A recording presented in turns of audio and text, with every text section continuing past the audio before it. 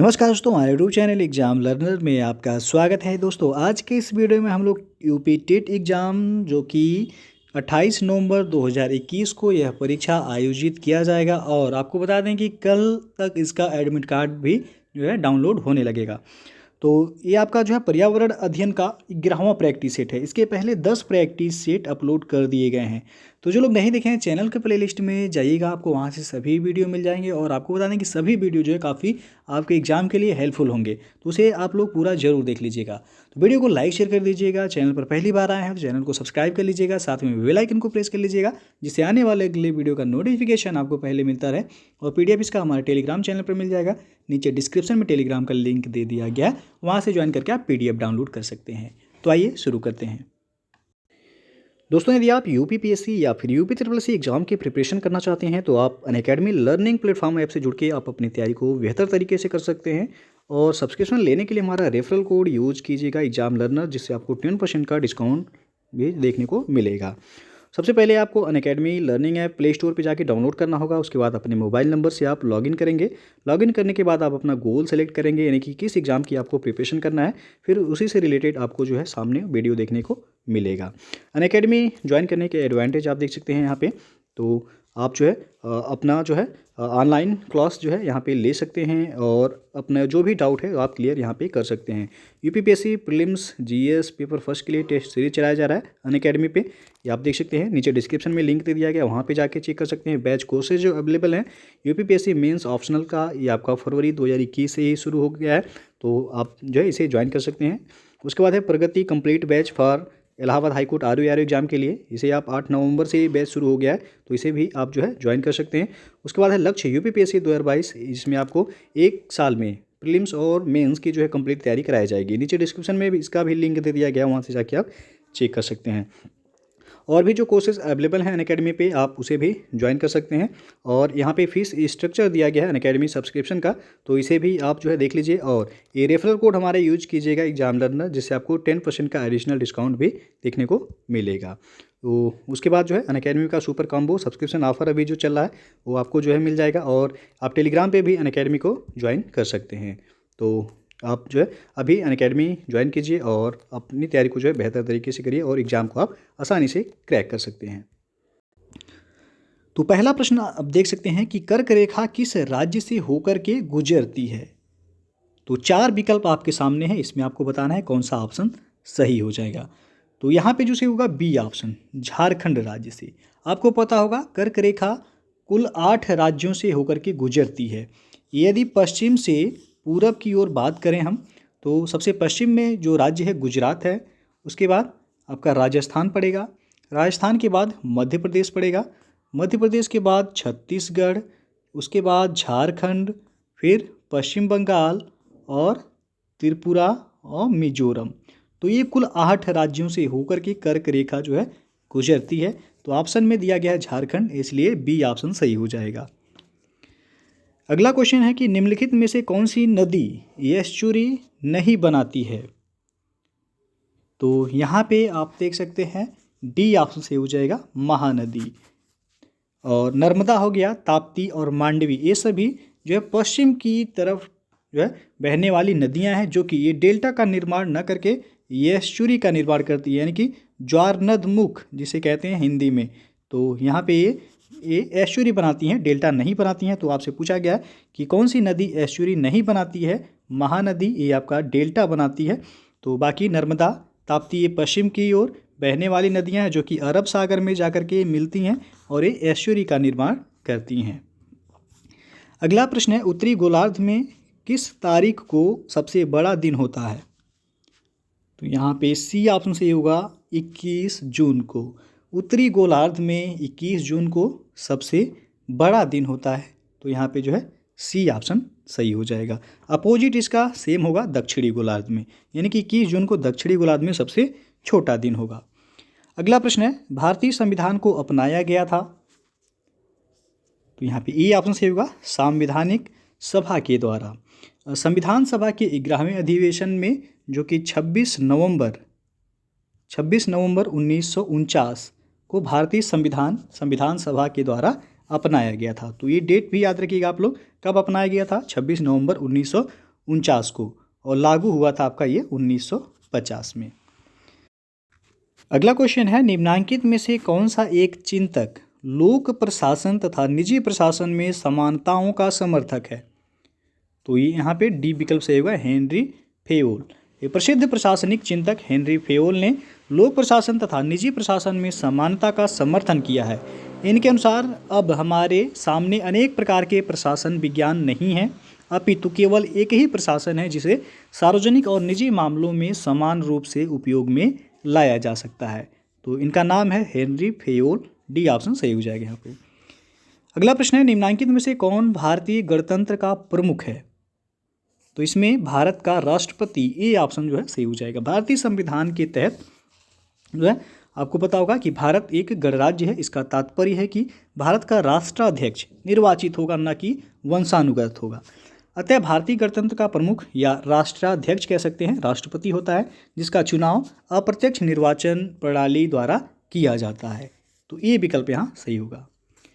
और अगला प्रश्न है, लोक निधि का अभिभावक किसे कहा जाता है? तो यहाँ पे बी ऑप्शन सही होगा, नियंत्रक एवं महालेखा परीक्षक, जिसे कैग भी कहते हैं। तो यहाँ पे बी ऑप्शन सही हो जाएगा। ये जो है लोक निधि का अभिभावक कहा जाता है इनको। तो कमेंट बॉक्स में आप लोग बताइएगा कि वर्तमान में भारत के सीएजी यानी कि नियंत्रक एवं महालेखा परीक्षक कौन है। और अगला क्वेश्चन है, भारतीय संविधान के किस अनुच्छेद के तहत वर्ष 1993 में राष्ट्रपति द्वारा मानवाधिकार संरक्षण अध्यादेश जारी किया गया था? तो यहाँ पे 4 विकल्प है, इसमें जो सही हो जाएगा ये ऑप्शन सही होगा, अनुच्छेद 123। भारतीय संविधान के अनुच्छेद 123 के तहत राष्ट्रपति को यह अधिकार है कि संसद के सत्र में न होने की स्थिति में वह अध्यादेश जारी कर सकता है। और वर्ष 1993 में इसी अनुच्छेद के तहत राष्ट्रपति ने मानवाधिकार संरक्षण अध्यादेश जारी किया था। अगला प्रश्न है, पंचायती राज का प्रधान लक्ष्य है? तो यहाँ पे जो सही हो जाएगा सी विकल्प, ग्रामवासियों में शक्ति का विकेंद्रीकरण। पंचायती राज का प्रधान लक्ष्य यानी कि मुख्य लक्ष्य कह सकते हैं ग्रामवासियों में शक्ति का विकेंद्रीकरण है, जिससे वे अपनी आवश्यकताओं के अनुरूप नीतियां बना सकें और उसे लागू कर सकें। और अगला प्रश्न है, प्रकाश का रंग निर्धारित होता है इसके? तो तरंग दैर्ध्य से। बी विकल्प यहाँ पे सही हो जाएगा। प्रकाश के रंग का निर्धारण उसके तरंग दैर्ध्य से होता है, और भिन्न भिन्न रंग के प्रकाश का तरंग दैर्ध्य भिन्न भिन्न होता है। और लाल रंग के प्रकाश का तरंग दैर्ध्य सबसे अधिक होता है, और बैगनी रंग के प्रकाश का तरंग दैर्ध्य सबसे कम होता है। तो ये भी याद रखिएगा, पूछा जाता है। नेक्स्ट क्वेश्चन है, पैलियो वनस्पति के अंतर्गत अध्ययन करते हैं? तो इनमें आपका डी विकल्प सही होगा, इनमें से कोई नहीं। पैलियो वनस्पति या पैलियो बॉटनी, इसके अंतर्गत पादप जीवाश्मों का अध्ययन किया जाता है। तो ऑप्शन में आपका कोई नहीं है, तो इसलिए डी ऑप्शन से हो जाएगा, इनमें से कोई नहीं। जो कि जो है लाखों वर्ष पूर्व ये बर्फ, मिट्टी इत्यादि के नीचे किसी प्राकृतिक घटना के कारण दब गए थे। उनकी छाप पत्थरों की चट्टानों में प्राप्त होती है, और जीवाश्मों से जैव विकास के वास्तविक ठोस प्रमाण मिलते हैं। और वनस्पति विज्ञान का जनक यदि पूछा जाए किसे कहा जाता है, तो बीरबल साहनी को भारतीय जीवाश्म वनस्पति विज्ञान का जनक कहा जाता है। तो यहाँ पे पैलियो वनस्पति पूछा गया है के अंतर्गत अध्ययन करते हैं। डी ऑप्शन से हुए, इनमें से कोई नहीं। पैलियो वनस्पति के अंतर्गत पादप जीवाश्मों का अध्ययन किया जाता है। अगला प्रश्न है, कपास का प्रमुख घटक है? तो यहाँ पे सी विकल्प से होगा, सेलुलोज। काफ़ी महत्वपूर्ण क्वेश्चन है, याद रखिएगा, हमेशा ये पूछा जाता है। कपास का प्रमुख रासायनिक घटक सेलुलोज है, जिसकी मात्रा 91 से 94% होती है, और इसमें जल लगभग 6 से 8% तथा सूक्ष्म मात्रा में वसा, प्रोटीन, प्रोटोप्लाज्म, खनिज ये सभी पाए जाते हैं इसमें। अगला प्रश्न है, निम्नलिखित में से कौन सा विश्व का सबसे बड़ा पुष्प है? तो वह है रेफ्लेसिया। सी विकल्प यहाँ पे सही हो जाएगा। विश्व में पाया जाने वाला सबसे बड़ा पुष्प है रेफ्लेसिया, और जो है इस प्रजाति में यानी कि रेफ्लेसिया प्रजाति का सदस्य ये आपका रेफ्लेसिया अर्वाल्डी है। मुख्यतः ये पुष्प जो है मलेशिया, इंडोनेशिया, सुमात्रा द्वीप में जो है कि वनों में पाए जाते हैं। अगला जो प्रश्न है, फलियां अत्यधिक पौष्टिक होती हैं क्योंकि उनमें प्रचुर मात्रा में होती है या होता है? तो प्रोटीन होता है, यहाँ पे बी विकल्प सही हो जाएगा। फलियों में प्रचुर मात्रा में प्रोटीन पाई जाती है और इनके पौधे लेगुमिनेशी कुल के अंतर्गत शामिल हैं। इनकी जड़ों की ग्रंथिकाओं में नाइट्रोजन स्थिरीकरण करने वाले जीवाणु पाए जाते हैं। और उदाहरण में यदि देखेंगे तो आपका मटर हो जाएगा, अरहर हो गया, मूंग, सोयाबीन, मूंगफली और उड़द भी आ जाएगा। तो इसमें सर्वाधिक जो है प्रचुर मात्रा में प्रोटीन पाए जाते हैं। अगला प्रश्न है, राष्ट्रीय पर्यावरण अभियांत्रिकी शोध संस्थान, जिससे NEERI कहा जाता है शॉर्ट फॉर्म में, तो यहाँ पे पूछा गया अवस्थित है, तो यह है नागपुर में। सी विकल्प से हो जाएगा। राष्ट्रीय पर्यावरण अभियांत्रिकी शोध संस्थान नीरी, ये महाराष्ट्र राज्य के नागपुर शहर में अवस्थित है और नीरी ये भारत सरकार के विज्ञान एवं प्रौद्योगिकी मंत्रालय के अधीन कार्य करता है। कई बार पूछा गया है टेट के एग्जाम में। अगला क्वेश्चन है, पारिस्थितिकी तंत्र के जैविक घटकों में कौन उत्पादक घटक है? तो इसमें हरे पौधे उत्पादक घटक में आएंगे, डी विकल्प सही हो जाएगा। जैविक घटकों में से हरे पौधे ये उत्पादक घटक के अंतर्गत आते हैं। हरे पौधे सूर्य के प्रकाश का उपयोग करके प्रकाश संश्लेषण की विधि द्वारा अपना आहार यानी कि भोजन स्वयं निर्मित करते हैं। अगला जो प्रश्न है, निम्नलिखित में से कौन सा कारक जैव विविधता के ह्रास के लिए यानी कि कमी के लिए सर्वाधिक महत्वपूर्ण कारक है? तो इसमें आएगा आपका प्राकृतिक वास का विनाश, सी विकल्प यहाँ पे सही हो जाएगा। और अगला प्रश्न है, जलवायु परिवर्तन पर संयुक्त राष्ट्र का सम्मेलन COP26 का आयोजन कहाँ पर प्रस्तावित है? और यह जो है सम्मेलन संपन्न भी हो चुका है वर्तमान में। तो यहाँ पे डी ऑप्शन सही हो जाएगा, ग्लासगो। जलवायु परिवर्तन पर संयुक्त राष्ट्र का सम्मेलन COP26 का आयोजन ग्लासगो, जो कि यूनाइटेड किंगडम में प्रस्तावित था, और ये आपका आयोजन इसका हो चुका है। और जलवायु परिवर्तन पर संयुक्त राष्ट्र का प्रथम सम्मेलन वर्ष 1992 में ब्राज़ील के रियो डी जेनेरियो शहर में हुआ था, जिसे पृथ्वी सम्मेलन के नाम से भी जानते हैं। तो COP26 पूछा गया है, इसका आयोजन ग्लासगो जो कि स्कॉटलैंड में पड़ता है, तो यहाँ पे जो है आयोजित किया गया। और अगला जो प्रश्न है, वैज्ञानिकों की निम्न टीमों में किसने सर्वप्रथम अंटार्कटिका के ऊपर ओजोन छिद्र का पता लगाया? तो इसका सही आंसर होगा डी ऑप्शन, ब्रिटिश टीम ने। और आपको बता दें कि सबसे पहले ब्रिटिश दल ने वर्ष 1985 में टोटल ओजोन मैपिंग स्पेक्ट्रोमीटर की मदद से अंटार्कटिका के ऊपर ओजोन छिद्र का पता लगाया था। अगला प्रश्न है, national bureau of plant genetic resources स्थित है? तो यह है नई दिल्ली में, ए विकल्प सही हो जाएगा। और अगला क्वेश्चन है, यूनेस्को द्वारा मैन एंड बायोस्फीयर प्रोग्राम, जिसे मैब कहते हैं, इसकी शुरुआत हुई थी कब? तो यह हुआ था 1971 में, बी विकल्प सही हो जाएगा। यूनेस्को का मैन एंड बायोस्फीयर कार्यक्रम के एक अंतर सरकारी वैज्ञानिक कार्यक्रम है, जिसका उद्देश्य है कि लोगों एवं उनके पर्यावरण के मध्य संबंधों में सुधार हेतु एक वैज्ञानिक आधार की स्थापना करना। और इसकी शुरुआत कब हुई थी? 1971 में। अगला क्वेश्चन है, तमिलनाडु का पक्षी विहार अवस्थित है? तो यह अवस्थित है कारीकिली में, ये ऑप्शन सही हो जाएगा।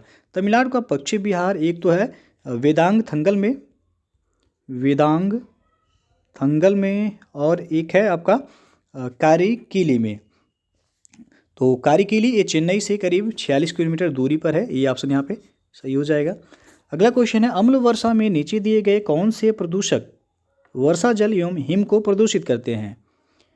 तो इसमें आपका ए और बी दोनों आ जाएगा, सल्फर डाइऑक्साइड और नाइट्रोजन ऑक्साइड दोनों, सी ऑप्शन यहाँ सही हो जाएगा।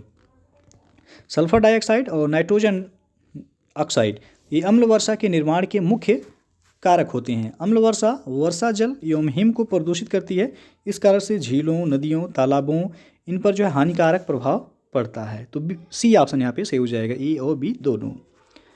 अगला प्रश्न है, भोपाल गैस दुर्घटना का कारण था? कई बार पूछा गया है, काफ़ी महत्वपूर्ण है, आपको कई बार बताया भी गया है।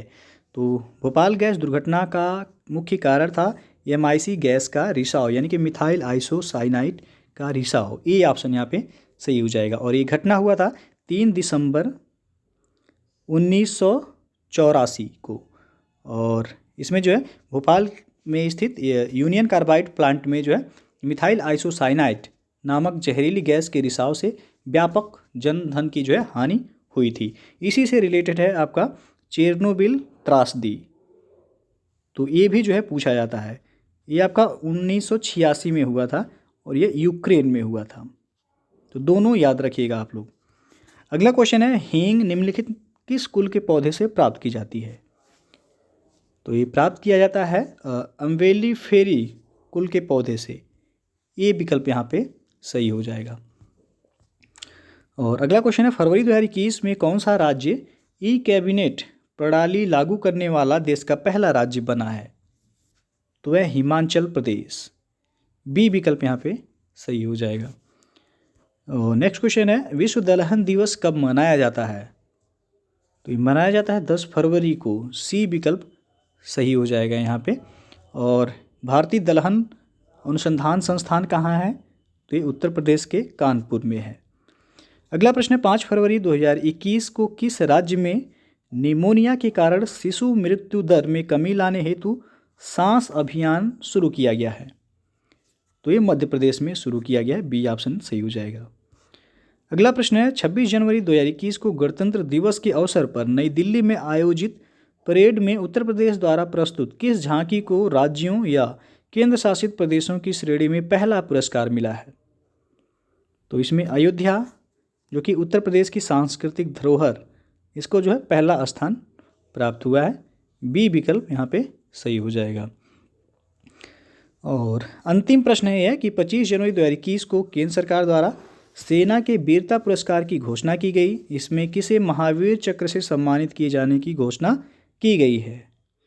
तो कर्नल बी संतोष बाबू को महावीर चक्र से सम्मानित किए जाने की घोषणा की गई है। ये ऑप्शन यहाँ पे सही हो जाएगा। और यह पुरस्कार युद्ध के समय वीरता दिखाने वाले सैनिकों को प्रदान किया जाता है। यह सम्मान सैनिकों और असैनिकों को असाधारण वीरता दिखाने के लिए दिया जाता है। वरीयता क्रम में यह परमवीर चक्र के बाद आता है, यानी कि सबसे बड़ा जो वीरता सम्मान है वह है परमवीर चक्र, उसके बाद है महावीर चक्र। तो यह दिया जाएगा कर्नल बी संतोष बाबू को। तो दोस्तों ये था आपका पर्यावरण अध्ययन का 11वां प्रैक्टिस सेट। इसके पहले 10 प्रैक्टिस सेट अपलोड हो चुके हैं। जो लोग नहीं देखे हैं तो चैनल के प्ले लिस्ट में जाइएगा, आपको वहाँ से सभी वीडियो मिल जाएंगे। वीडियो अच्छा लगा हो तो लाइक शेयर कर दीजिएगा। चैनल को सब्सक्राइब नहीं किए हैं तो चैनल को सब्सक्राइब कर लीजिएगा। साथ में बेल आइकन को प्रेस कर लीजिएगा, जिससे आने वाले अगले वीडियो का नोटिफिकेशन आपको पहले मिलता रहे। तो वीडियो को पूरा देखने के लिए बहुत बहुत धन्यवाद। दोस्तों अनअकैडमी पे अभी मेगा सब्सक्रिप्शन ऑफर चल रहा है। यदि आप जो है 12 मंथ का सब्सक्रिप्शन लेते हैं तो 2 मंथ का फ्री सब्सक्रिप्शन आपको दिया जा रहा है। नीचे डिस्क्रिप्शन में लिंक दे दिया गया, वहाँ से जाके आप चेक कर सकते हैं। यदि आप यूपीपीएससी या फिर यूपी किसी भी एग्जाम की प्रिपरेशन करना चाहते हैं तो आप अनअकैडमी लर्निंग प्लेटफॉर्म से जुड़ के अपनी तैयारी को बेहतर तरीके से कर सकते हैं। और सब्सक्रिप्शन लेते समय हमारा रेफरल कोड यूज जरूर कीजिएगा, एग्जाम लर्नर, जिससे आपको 10% का एडिशनल डिस्काउंट भी जो है मिल जाएगा। तो जो है ये ऑफ़र जो है आपका 16 और 17 नवंबर के लिए ही वैलिड है। तो जल्द से जल्द जो है आप जुड़ सकते हैं।